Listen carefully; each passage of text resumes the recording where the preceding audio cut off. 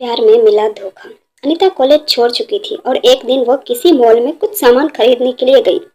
तभी वहां उसे एक कॉलेज का पुराना दोस्त दिनेश मिल गया। तो दिनेश अनीता से कहा, ओ हेलो अनीता, तुम कैसी हो? कॉलेज छोड़ने के बाद हम सभी दोस्तों को भूल ही गई। तभी अनीता ने थोड़ा शर्माते हुए कहा कि नहीं दिनेश, दरअसल मैं किसी को भी भूली नहीं, बस बात यह है कि मुझे टाइम ही नहीं मिलता। तभी दिनेश ने अनीता को ऊपर से लेकर नीचे तक उसे घूर कर देखने लगा और अनीता को देखकर वह अपने मन में ये सोच रहा था कि वो कितनी सुंदर है। अनीता, इसका तो नंबर लेना ही पड़ेगा। वैसे अनीता शुरू से ही बहुत भोली लड़की थी और ये बात दिनेश जानता था। और दिनेश कॉलेज टाइम से ही बहुत ही फ्रॉड लड़का था, लेकिन ये बात अनीता को बिल्कुल नहीं मालूम थी। तभी दिनेश ने अनीता से कहा कि अनीता चलो एक कप कॉफी पीते हैं।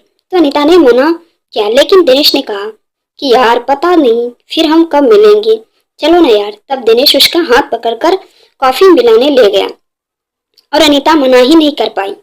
तभी दोनों ने कॉफी भी पी ली। फिर अनीता जाने लगी, लेकिन दिनेश ने अनीता से बड़ी ही चालाकी से उसका नंबर भी मांग लिया। अनीता ने दिनेश को अपना नंबर न जाने क्यों दे दिया। तब अनीता ने कहा कि दिनेश अब मैं चलती हूँ, शायद मुझे बहुत देर हो गई है, घर पर सब मेरी राह देख रहे होंगे। तो दिनेश ने फिर से अनीता का हाथ पकड़कर कहा, अरे यार प्लीज अनीता, रुको तो सही, इतने दिनों में हम मिले हैं, 5 मिनट रुक जाओ बस। अच्छा ये बताओ कि तुम्हारा अब तक कोई बॉयफ्रेंड है या नहीं, या अभी तक तुम यूं ही शर्माती रहती हो? तो अनीता ने दिनेश से कहा कि नहीं दिनेश, मेरा कोई भी बॉयफ्रेंड नहीं है। तभी दिनेश ने चांस मारते हुए उससे कहा, अरे अनीता, तुम तो इतनी ज्यादा खूबसूरत हो, फिर भी तुम्हें आज तक किसी ने प्रपोज क्यों नहीं किया? इस बात से अनीता थोड़ा उदास हो गई।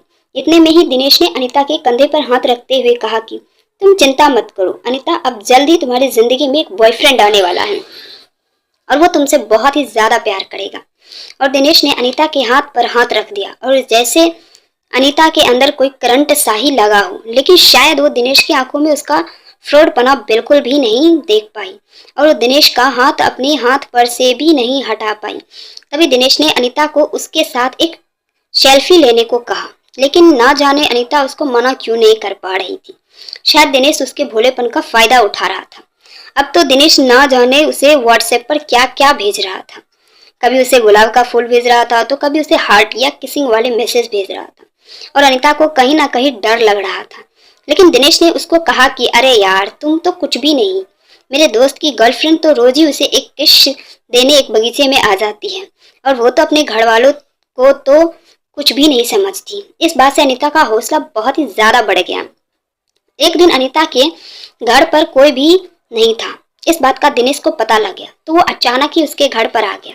इस बात से अनीता बहुत ही डर गई, लेकिन वो जबरदस्ती ही अनीता के घर में बैठ गया और उसके यहाँ वहाँ हाथ लगाने लगा। और जब अनीता ने उसे रोकना चाहा तो दिनेश ने उसे आई लव यू कह दिया। अब अनीता उसे रोक ही नहीं पाई रही थी, क्योंकि उसे पहली बार किसी ने लव यू कहा था, मगर उसे दिनेश के अंदर का दरिंदा बिल्कुल भी नजर नहीं आ रहा था।